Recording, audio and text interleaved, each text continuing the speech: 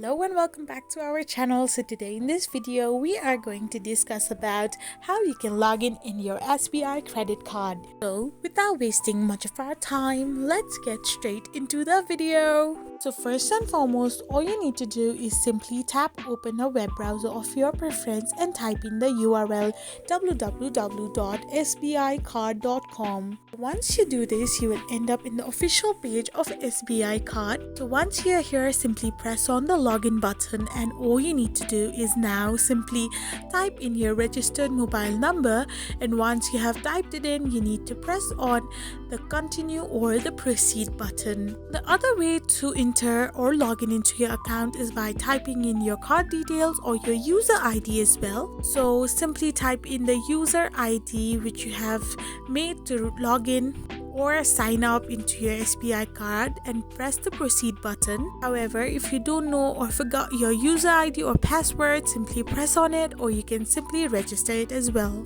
This is how you log in SBI credit card. I hope you found this video helpful, so don't forget to hit that subscribe button and do give us a thumbs up. We will be back again with these informative videos.